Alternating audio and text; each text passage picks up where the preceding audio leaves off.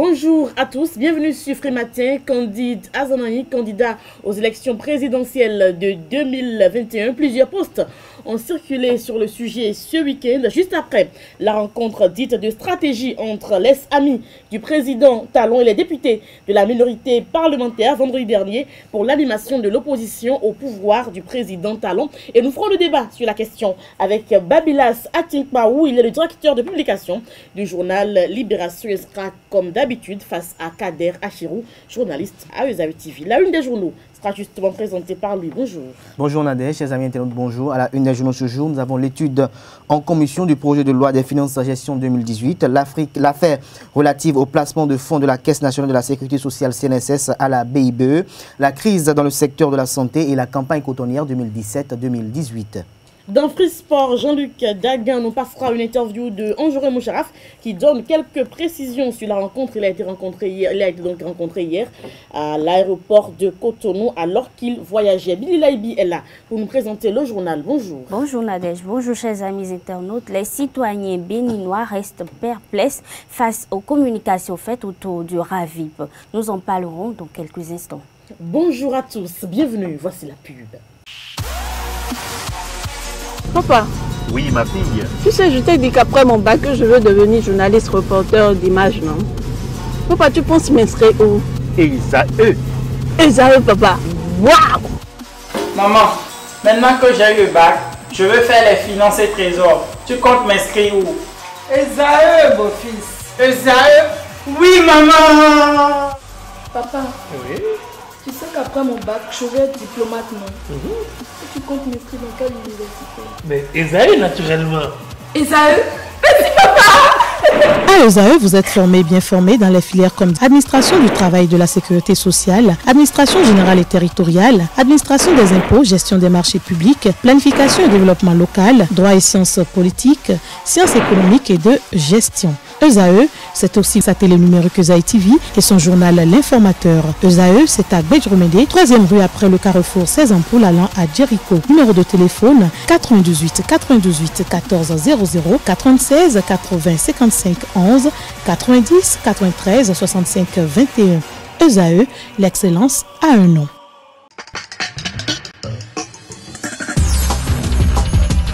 Kader Achirou, à nouveau bonjour. À nouveau bonjour Nadège, chers amis internautes, à nouveau bonjour. Nous démarrons par le quotidien national d'information, La Nation qui titre en manchette ce jour.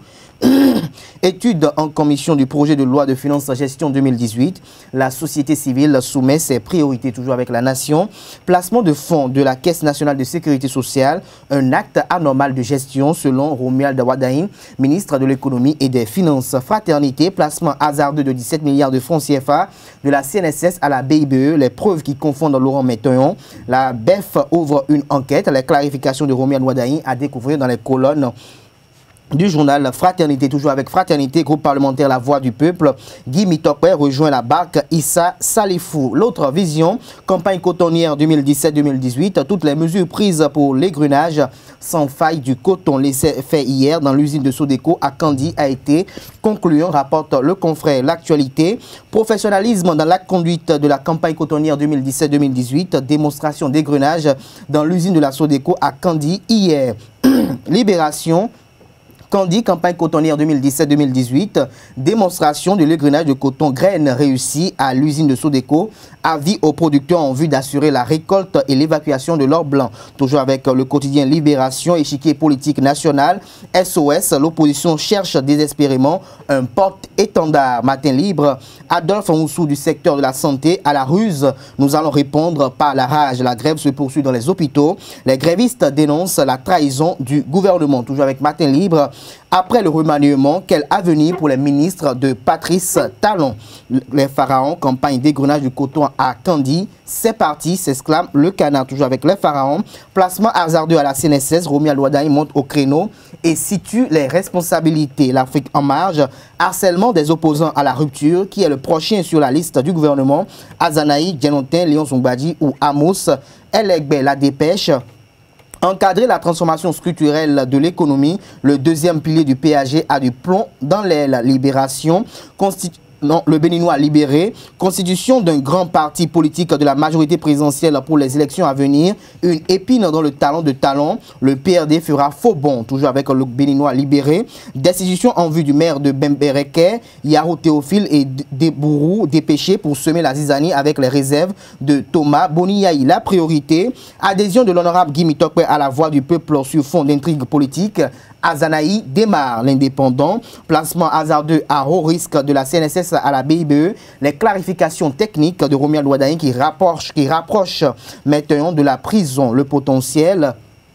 Sortie médiatique du ministre Romuald Ouaddaï au sujet des 16 milliards placés à la BIBE par la CNSS, maintenant escalité du PCA toujours dans les griffes. Le génie, affaire des placements à risque à la CNSS, les clarifications du ministre Romuald Ouaddaï, toujours avec le génie. Après 60 jours d'arrêt de rigueur passé à l'état-major général des forces armées béninoises, le capitaine Patrice Trépo, désormais libre de ses mouvements. Le télégramme à présent, pour finir, décentralisation au Bénin, 14 conseillers sur 19 réclament la destitution du maire Yarou Gounou et deuxième congrès de l'UDESCAO Diotin, Agbafa Noa à la tête de l'Union pour le développement économique, social et culturel des autochtones de Cotonou. Il faut croire que les destitutions de maires se poursuivent encore dans notre pays. Les quotidiens sont disponibles dans les kiosques sur toute l'étendue du territoire national, mais aussi et surtout en ligne. Nous passons au journal. Présentation, Billy Laibi. À nouveau, bonjour.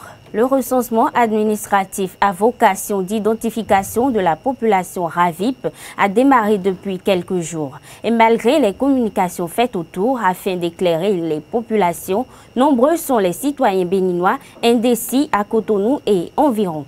Pour plus de précision, je vous invite à les écouter.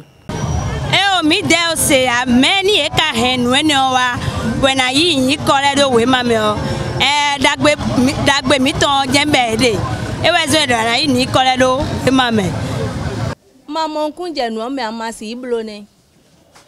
Nous kun na mo jeme tenwi nenwi ton chobo na kwe domingbo iblon.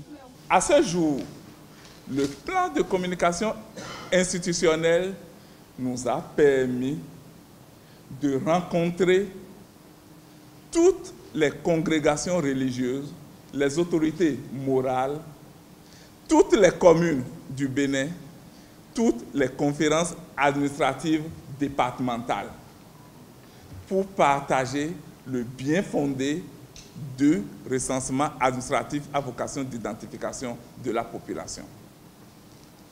Une fois cette opération menée, avec la certitude que l'information d'une manière transversale a été déjà à la base, nous nous sommes engagés dans un partenariat certainement avec la presse. Les équipements qui doivent servir à cette opération sont tous sur le territoire béninois. Le site central situé bâtiment Dossa au Hall des Arts, premier étage, est fait prêt, équipé aux normes capables d'accueillir la base de données du RAVIP. C'est consultable. Toutes les tablettes dont on a besoin pour cette opération sont acquises, calibrées, prêtes à être déployées sur le terrain. Les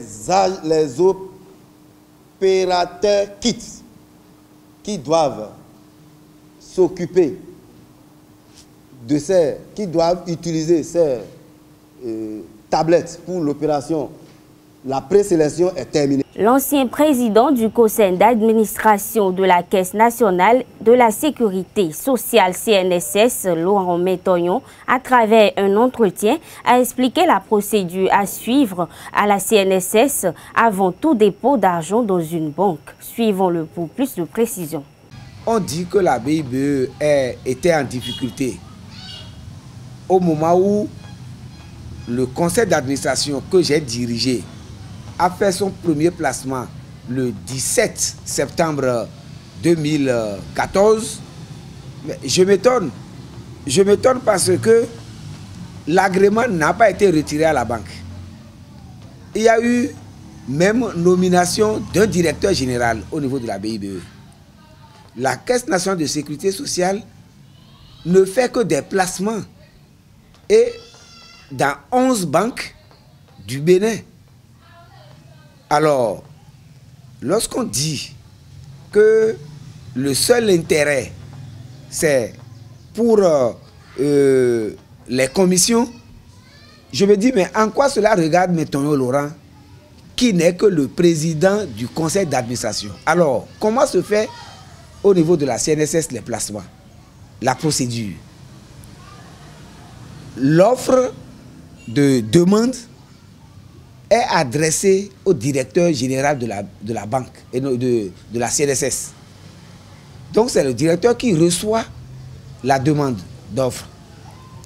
Et pour la demande que nous avons eue en août 2014, le directeur a annoté ce courrier à son assistant et à son directeur financier et comptable.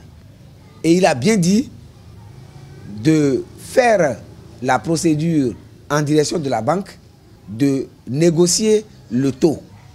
Donc, ceux qui prennent contact avec les banques qui envoient des demandes d'offres, c'est la direction générale et c'est normal, c'est son travail, puisque c'est là où il y a les techniciens. C'est eux qui analysent le risque. C'est eux qui voient si la banque est viable. C'est eux qui, de par la politique de placement au niveau de la CNSS, jugent de la rentabilité. Donc, c'est le premier niveau de placement d'abord. Donc, lorsque eux ils reçoivent la demande d'offre, c'est eux qui font le premier travail. Le directeur général, son directeur financier comptable, son directeur adjoint et d'autres techniciens, c'est eux qui donnent l'avis favorable. Et c'est cet avis favorable motivé qui est envoyé en communication à tous les administrateurs.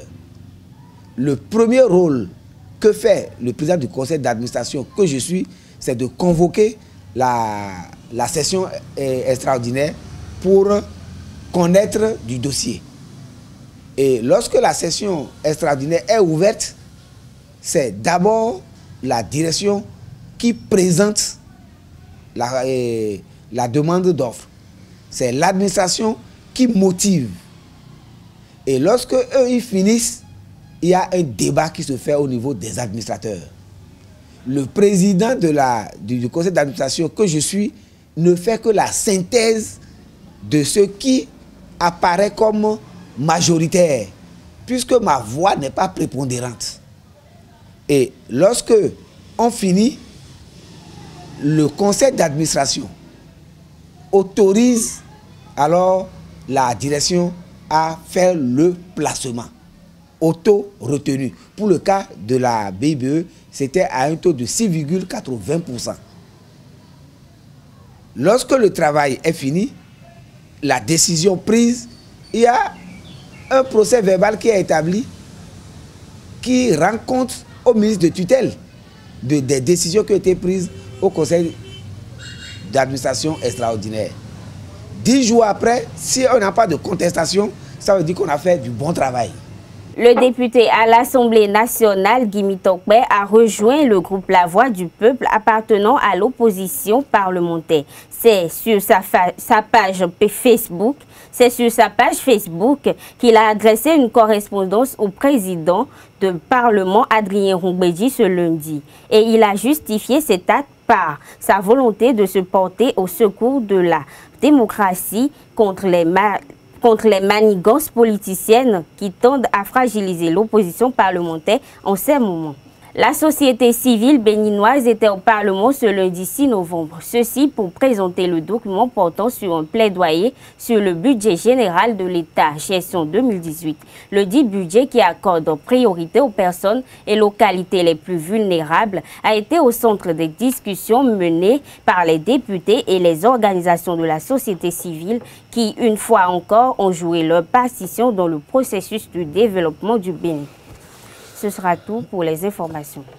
Merci à vous pour la présentation. La grande édition du journal est prévue pour 19 h sur Esaü TV. Nous allons recevoir Jean-Luc Dagan pour la page des sports. À suivre également Babelas Atinkwaou, directeur de publication du journal Libération. Nous ferons le débat avec lui sur la rencontre entre candidats Azanaï et les députés de la minorité parlementaire. Les sports sur Frématé, Jean-Luc Dagan, bonjour. Bonjour Nadège. On commence par la journée FIFA, le Bénin face au Congo demain. Tout à fait, demain à partir de 16h30, 30 heures béninoises, les protégés de Oumar Tchomogo joueront le Congo dans le cadre de la journée FIFA. La délégation béninoise s'est envolée depuis hier du côté de Brazzaville pour défendre les couleurs nationales, toujours dans le cadre de la journée FIFA. En Europe, l'Islande joue, la République tchèque et d'autres rencontres sont prévues, toujours dans le cadre de cette journée. Alors, André Moucharaf a donné des précisions par rapport justement à la rencontre Bénin-Congo. Ah oui, avant son départ sur Brazzaville, la délégation béninoise, le président de la Fédération béninoise de football, André Moucharaf, a donné certaines précisions à propos de la rencontre Bénin-Congo. Suivez plutôt. Nous faisons cet exercice de permettre à l'encadrement technique de jouer autant de matchs possibles pour pouvoir choisir l'équipe la meilleure qui pourra nous permettre de faire le hold-up à Lomé en 2018. Yannick, actuellement, il n'est pas de la partie et pour des raisons qui lui sont personnelles. Et comme aujourd'hui, nous sommes en train de faire un exercice, nul n'est indispensable. Il aura le temps de revenir, mais pour le moment, l'entraîneur va utiliser les joueurs qu'il a sous les mains. Mais ce que je peux vous rassurer, c'est que nous faisons un travail académique et que dans les 10 ans à venir, eh bien, le Bénin sera une nation du football. Nous jouons le Congo le 8, nous jouons la Tanzanie le 12 à Cotonou. Hors de nos frontières à présent, l'Italien Andrea Pirlo raccroche. Ah oui, l'Italien raccroche. Mon aventure avec New York se termine, mais aussi mon parcours de joueur professionnel. C'est par ces mots que le champion du monde 2006, l'Italien Andrea Pirlo, annonce ce lundi sur son compte Twitter sa retraite après sa longue carrière de footballeur. Âgé de 38 ans, Pirlo a remporté 6 titres de champion d'Italie, une Coupe du Monde en 2006, 2 Ligues des Champions en 2003 et en 2007 sous les couleurs du club lombard. Le légendaire joueur a disputé son dernier match dimanche dernier lors de la demi-finale de la conférence S du championnat américain de football face à Columbus. Excellent parcours de l'Italien. Il faut croire qu'il a encore de belles choses à découvrir avec New York, si ce n'est pas forcément sur les stades. Merci à vous, Jean-Luc Dagan, pour les sports. Nous passons au débat. Le débat sur Frématin, Babelas Atinkwaou, bonjour. Bonjour, cher ami. Vous êtes directeur de publication du journal Libération. Kader Achirou, bienvenue. Bonjour. Sur le débat, nous parlons donc de cette rencontre entre Candide Azanaï et les députés de la minorité parlementaire. Comment votre organe analyse donc cette rencontre? Merci beaucoup. Pour ma part, l'opposition est en réalité en déperdition. Oui. L'opposition est en déperdition parce que vous n'êtes pas sans savoir, depuis l'arrivée de Patrice Talon au pouvoir, ils n'ont cessé de multiplier des assauts. Des assauts qui se révèlent finalement sans fruits, qui ne portent pas leurs fruits. Et donc, chaque fois, ils changent de fusil d'épaule, mais pourtant, ça ne porte pas. Et au départ, peut-être que c'est des sorties, je dirais même des sorties hasardeuses. Et on a vu Dianotin à l'œuvre, d'abord. Finalement, ça n'a pas porté. On a vu Amos Elegbe à l'œuvre. Ça n'a pas marché. Il a reculé. On a vu le jeune Léon Soumbadi, voilà. On l'a vu également à l'œuvre. Ça n'a pas prospéré. Et donc, ils ont multiplié les actions, peut-être les marches, ainsi de suite, les sittings. Donc finalement, ils se sont dit, il faudrait qu'on ait quelqu'un peut-être que... Pour trouver chaussures au pied du président. Tout à fait, pour essayer de drainer, voilà, de drainer le monde qui est derrière eux. Et finalement, ils se sont tournés vers Azanaï. Et donc, voilà, et c'est ce qui les a poussés en réalité à aller vers Azanaï. Maintenant que Azanaï accède à leur requête, on attend de voir. Alors, Kader Achirou, candidat Azanaï qui deviendra donc leader de l'opposition au Bénin face à un certain Patrice Talon, ils étaient très proches dans un passé encore récent. Comment on peut percevoir cela? Il faut dire que ce sont des copains ou des coquins qui se font la guerre aujourd'hui, de bonnes guerres, de très bonnes guerres, parce que les objectifs du départ, les clauses du contrat, je parle de contrat parce que aux yeux de certaines personnes, candidat Azanaï a été employé de Patrice Talon pour l'accession au pouvoir en 2016. Et dès qu'il a fini de prendre le pouvoir, il s'est débarrassé de lui parce qu'il a été payé pour le job qu'il a fait. Je n'en veux pas à Patrice Talon pour la simple raison et la simple cause que c'est ce que nos hommes politiques méritent. C'est ce qu'ils méritent parce que c'est tel qu'ils se vendent. Ils se vendent à travers un clientélisme sans faille, à travers leur amateurisme très fort au niveau de l'animation de la vie politique, qui essaie parfois de faire des guerres qui n'ont pas de sens.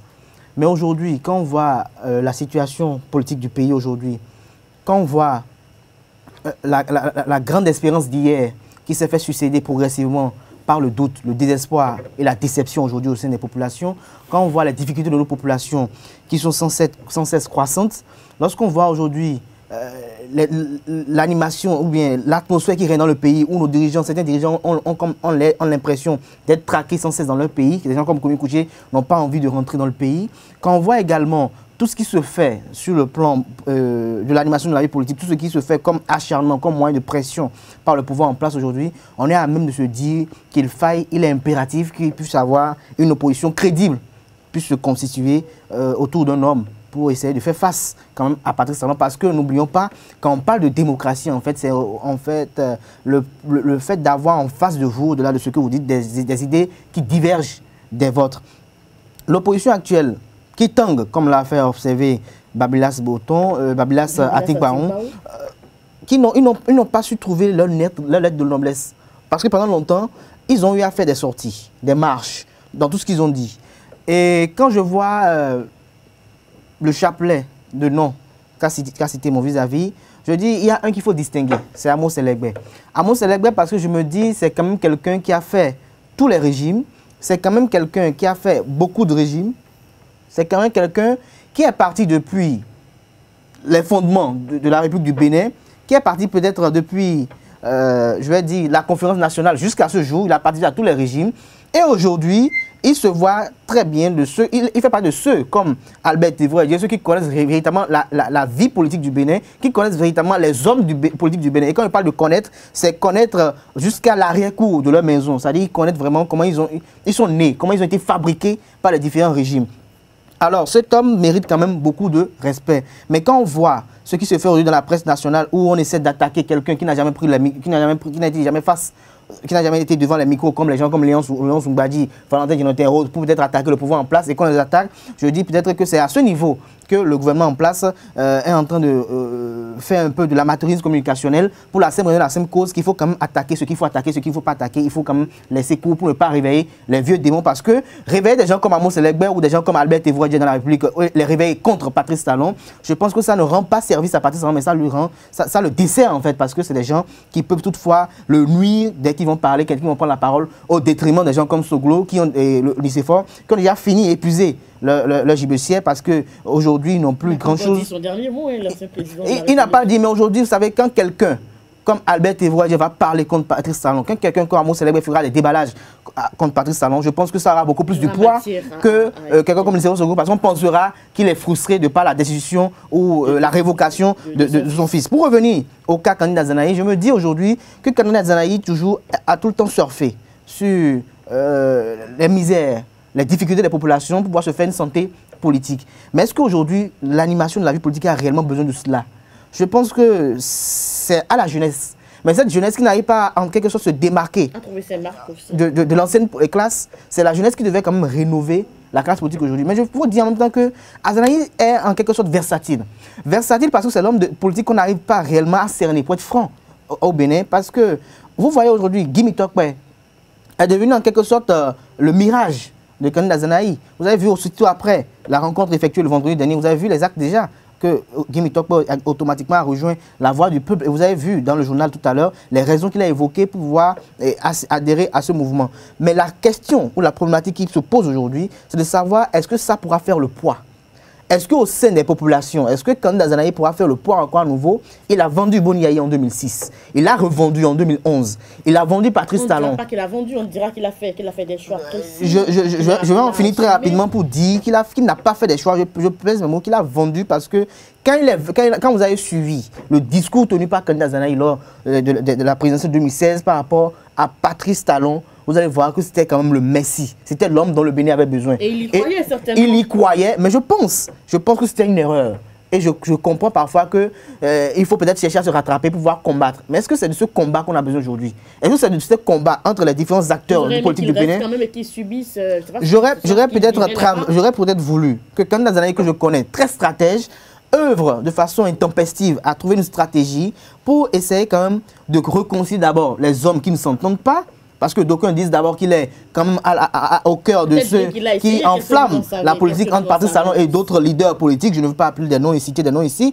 Alors qu'il essaie quand même de réconcilier les gens pour qu'ensemble, on puisse essayer de bâtir le pays. Mais je vais en finir très rapidement pour ce panel, pour dire qu'il faut aujourd'hui, que maintenant qu'ils sont ensemble en minorité parlementaire, c'est vrai qu'ils sont, on l'appelle minorité parce qu'ils sont en nombre infime, mais qu'ils puissent être solides. Qu'on n'incite plus demain à des gens qui vont partir, solidaires plutôt, qu'on n'incite plus demain à des gens qui feront des déclarations contre les objectifs de départ fixés et qu'ils mènent une politique vraiment objective. Que quand le gouvernement fera des actions louables pour le pays, il faut qu'ils acclament. Voilà. Quand les actions ne seront pas dans l'intérêt supérieur de la nation, il faut qu'ils décrient et qu'ils montent au créneau pour le faire. Parce qu'aujourd'hui, et j'en finirai là, ce qui se fait aujourd'hui au niveau des emprunts obligataires, où on fait des emprunts à hauteur de 8%, alors que par le passé, la gouvernance qui a été décrite faisait des emprunts de 1,5%, 2%. Je pense que c'est des choses quand même qu'il faut quand même dire aux populations pour leur faire comprendre qu'il y a des choses qui se font et qui ne vont pas mal. Parce que lorsque vous faites des prêts sur le marché de l'UEMOA pour des durées de 5 ans, alors que d'autres le font pour des durées de 35 ans, 45 ans, vous voyez que automatiquement celui qui prendra le pouvoir en 2021 aura vraiment du pain sur la planche et risquera d'être décrié par la population parce qu'on pensera qu'il n'a pas l'argent dans le pays. Il a tout le temps envoyé l'argent à l'extérieur alors qu'à la finalité, il n'a pas pu faire. Badilas Atinkpa, est-ce que vous pensez que Kandida Azanahi est finalement le bon filon pour avoir une opposition vraiment solide et crédible au Bénin? S'il acceptait, évidemment. D'abord, je voudrais faire une certaine mise au point. D'abord, on a été parlé de traque peut-être à certaines personnalités. Je ne le pense pas. Je ne le pense pas. Ou du moins, parlons plutôt de la traque aux pilleurs de l'économie béninoise. Si vous aviez eu à gérer au Bénin et que finalement on vous demande des comptes, ayez l'amabilité, ayez l'honneur de venir vous expliquer clairement. Et là, le pôle ne va pas se poser. Au Bénin, on a vu comme il y a eu beaucoup le coin des ministres sont succédés. Beaucoup de communication. Il y a beaucoup de communication. Jusqu'à présent, qui l'a convoqué? Où est-ce qu'on en est? Oui, le point, mais justement. En réalité, le pouvoir en place est dans une logique. C'est la lutte contre la corruption qui est toujours en marche. Et en cela, bon, peut-être que nous autres observateurs, peut-être qu'on a toujours nos idées, peut-être pensées autres, mais dans la réalité, le pouvoir en place est dans une logique, la lutte contre la corruption. Et donc, Amos Elegbé, Kader a soulevé le cas Amos Elegbé. Non, pas du tout, mais je pense que Amos Elegbé, nous l'avions vu ici, il était sérieusement sorti pour attaquer le pouvoir en place. Mais face au rouleau compresseur du pouvoir en place, je parle du rouleau compresseur en matière de développement, en matière de vision, en matière de déroulement du programme d'action du gouvernement, les populations sont là et observent. Donc le programme est en marche d'après vous? Bien sûr, très bien. Dites-moi, très bien. Et je pense que vous avez vu beaucoup de choses, surtout sur le plan social. Surtout sur le plan social, le gouvernement a beaucoup fait, continue de faire. Et donc, Amos Elegbé, on l'a vu, mais finalement, ça n'a rien apporté. Et que finalement, ils se sont retournés maintenant vers Azanahi. Et que Azanahi accepte ou pas conduire la troupe, à mon avis, je ne pense pas que ça puisse prospérer. ça va toujours échouer comme ils dommage pour notre démocratie. Non, ça va toujours échouer comme ils l'ont commencé parce qu'en réalité, ils n'ont pas une réelle stratégie d'animer l'opposition chez nous au Bénin. Sinon, Candide Azanahi, je ne pense pas qu'il soit aujourd'hui l'homme en bonne position pour tirer ces troupes-là. Parce que nous avions vu Amos Elegbé, comme l'a dit Kader, nous l'avions vu au temps de Yahi et nous l'avions vu également ramener Talon. Nous avons vu ses manières de réagir, sa fougue, son engagement derrière ses personnalités. Aujourd'hui, et quelques mois tout juste après l'arrivée au pouvoir de Patrice Talon, il lui tourne encore le dos. Et voilà, lui encore, il revient maintenant, il devient opposant. Et je ne pense pas que ça puisse prospérer. Dans un pays où quand même il y a beaucoup de personnes qui se plaignent déjà de la gestion du chef de l'État, on peut estimer quand même qu'il y a un lot qui peut se ranger quand même derrière Azanahi. Moi, je dis que si peut-être que les Yahi, les gens comme Yahi qui ont rivalisé sérieusement avec Talon, et peut-être que tout dernièrement, Sébastien Adjavon, arrivé en 3e position lors de la dernière élection présidentielle, si ces personnalités n'ont pas pu faire le poids devant ce rouleau compresseur, je ne pense pas que ça soit Azanahi. On n'est pas encore à la fin pour savoir s'ils ont fait le poids ou pas. Je ne pense pas que Azanahi fasse le poids face à quelqu'un, je dirais, qu'il a toujours fait. Parce que ne nous leurrons pas la face. Peut-être que nous avons vu toujours Azanahi devant la scène politique, mais qui était derrière tout ça, qui soutient derrière Azanahi dans ses manœuvres. Voilà. Très rapidement, pour conclure, j'aimerais quand même dire que Babila ça quand même est revenu quand même pas par Amos Elegbé. Il faut que je réagisse par rapport à cela pour dire qu'il fait partie de ces grands hommes. Je ne ramène pas le débat à Amos Elegbé, mais je dis quand même qu'il fait partie de ces grands hommes qu'il faut quand même essayer de chercher à entendre dans ce pays, parce que des gens comme ça qui connaissent l'histoire du pays, de notre nation, qui connaissent la véritable source de bonheur de nos différents hommes d'affaires et qui connaissent les guerres intestines qui ont tout le temps régné entre les différents opérateurs économiques. Donc, il est amène de demander à ce que ces voix soient autorisées et puissent avoir de la matière à léguer à la jeune génération. Je pense que la crédibilité disparaît. La crédibilité ne disparaît pas parce qu'il fait partie de ceux qui veulent laisser la jeunesse prendre les rênes. Ça disparaît lorsque vous devenez du coup l'homme de tous les régimes. Oui, vous allez constater qu'il n'est pas l'homme de tous les régimes de façon anodine. Il a toujours occupé des postes stratégiques au cœur de ces régimes. Cela prouve qu'il a quand même des compétences avérées et qu'il a quand même des valeurs incontestables au niveau de cela. Alors, si le gouvernement peut-être ne veut pas travailler avec lui, peut-être lui grince la patte, peut-être vous renseigner, c'est peut-être parce qu'il veut rester peut-être loyal à Boni Yahi et peut-être parce qu'il veut quand même quitter les affaires aujourd'hui. Pour revenir par rapport au débat, on parle de Azier et Boni Yahi, je me dis que Patrice Talon n'a pas encore en face aujourd'hui. C'est vrai qu'il a eu dans le passé, il a affronté Boni Yahi. Mais aujourd'hui, à l'ère du nouveau départ, je ne parlerai pas de la rupture parce que pour moi, il n'y a plus rupture parce que ceux qui ont appelé à la rupture ne sont plus avec la rupture. Je parle de ceux qui ont formé la coalition de la rupture, ne sont plus avec Patrice Talon aujourd'hui. Donc il n'y a plus de rupture. Nous sommes à l'ère du nouveau départ.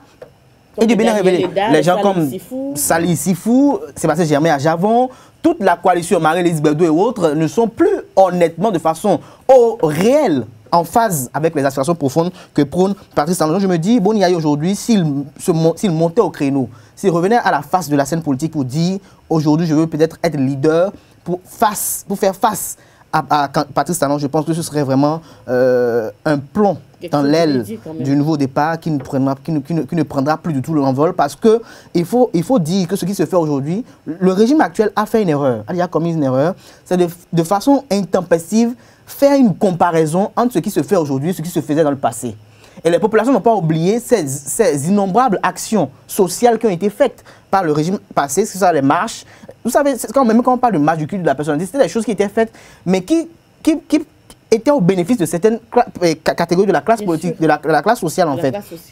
Pour revenir... Le président veut qu'on travaille actuellement. Le président actuel veut qu'on travaille. Vous savez, le problème c'est que je me demande si le gouverneur actuel écoute le peuple. On ne peut pas diriger sans écouter le peuple. On ne peut pas mener une politique de bonne gouvernance sans être en phase avec le peuple. Parce que vous ne voulez pas faire le bonheur de quelqu'un. Si le peuple ne comprend pas, il faut essayer de l'amener à comprendre vos réelles motivations.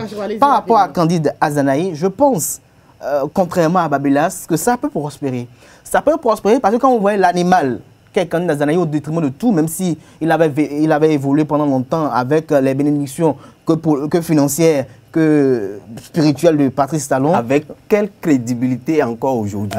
Il trouvera peut-être cette crédibilité parce que il a aujourd'hui autour de lui des gens qui, au-delà de tout, sont frustrés, déçus. Je pèse mes mots de la gouvernance actuelle. Je veux parler de Issa Saleh, je veux parler de Léa Soglo, je veux parler de Idrissou Bako. Et c'est là le grand problème. Lorsqu'on veut mélanger le développement à la politique, c'est que ça ne va rien donner. En réalité, parce qu'on a soutenu Patrice Talon, on pense qu'il y aura de laisser aller pour ces derniers. Et donc, si peut-être qu'ils ont des trucs avec le pouvoir en place, avec l'État, je vais dire, donc on ne doit pas les toucher. Et donc des gens qui doivent à l'État, et donc ils refusent de payer. Ils pensent qu'ils peuvent dormir en paix. Et pensent qu'ils peuvent aller dormir en paix. Non, moi je dis non, dans ce cas-là, ça ne peut pas marcher. Et du coup, on devient opposant au régime en place. Je pense que développement et ils sont pas d'accord. Voilà, je pense que le sérieux veut qu'ils aient répondre. Au niveau de cette lutte contre l'impunité ou la corruption, la lutte n'est pas objective, elle est subjective parce que des gens, il y a les dossiers qu'on n'entendra jamais parler, les dossiers comme Marag l'État, même si on en parle, on aura de non-lieux, comme PPA 2. Mais ceux qui sont de l'autre côté, eux, on les voit tout le temps là. Vous savez, quand on parle de Marag l'État, il y a Saka Lafia qui est dedans. Mais on n'a jamais vu Saka Lafia à la une des journaux. Donc je pense, je finis déjà, pour dire rapidement qu'il faut quand même espérer que ça marche parce que ça va aider un tant soit peu le gouvernement actuel. Cette opposition va aider le gouvernement actuel à rectifier certaines choses. Ça va faire vivre ça donnera une vitalité à notre démocratie. Ce qui amènera le chef de la partie à savoir que actuellement j'ai des gens qui me suivent comme de l'air sur le feu. Il est impératif pour moi de redynamiser ma politique pour que aujourd'hui le peuple, pour essayer de conquérir le peuple que eux de l'opposition sont en train de conquérir de façon. De toute manière, nous n'avons pas de toute manière, nous n'avons pas intérêt que l'opposition échoue peut-être dans sa lutte au Bénin. Pas du tout. Parce que si nous avons une opposition constructive, une opposition qui apporte véritablement, voilà, objectif, qui apporte véritablement de la pierre à la matière, de la matière et à la gouvernance du pays, je pense que c'est un plus pour le Bénin. C'est bon pour le Bénin. Et donc, moi, je proposerais à l'opposition, s'il en a, et bien sûr, qu'ils aillent travailler, qu'ils aillent s'unir leur stratégie de lutte, voilà, pour véritablement animer la vie politique au Bénin, au lieu de chaque fois d'aller de coq à l'âne et que finalement ça n'apporte rien de concret. Merci à vous Babila Satienkwao. Je rappelle que vous êtes le directeur de publication